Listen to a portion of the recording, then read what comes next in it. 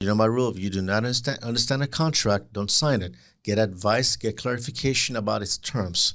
So that way you're able to, you'll be able to enter into the transaction with a full and clear mind in understanding what you're signing. One of the things that you have in some contracts, you have non-competes and non-solicitation clauses. Generally speaking, non-compete agreements, you see them in employment agreements, and that in itself is a separate category dealing with employment law. But I want to talk more in the context of separation of a partnership, of a business partnership, or somebody's selling a business, that you have a non-compete provision that says you cannot open a business with a certain amount of space or geographic area in a specific time period. You also have a non-solicitation clause, which usually is very common. I see them in, you have vendor agreements, you have an independent contractor agreements as well, in which basically we're going to be doing business together,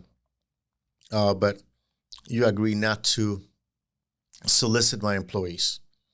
You're not going to be allowed to contact my employees, so that way you don't steal them from me. So that's a very common clause as well when you're dealing with vendors or consultants that go into a company and they build a relationship with these employees or key personnel, and then clearly there are opportunities that become available, and then you see their talents, you say, hey, you want to come work for my company, et cetera, et cetera. So those are very common clauses you have there. Nothing technically wrong with them.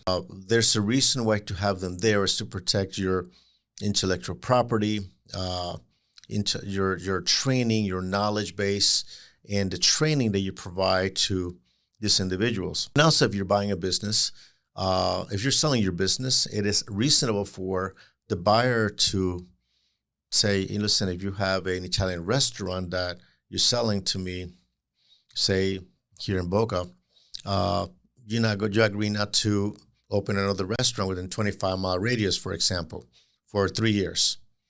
Just give you an example. So that way you don't take the customers that I'm buying from you, the customer list or the customer goodwill that I'm acquiring from you, that they don't go to you as a competition. So that's not unreasonable to do that.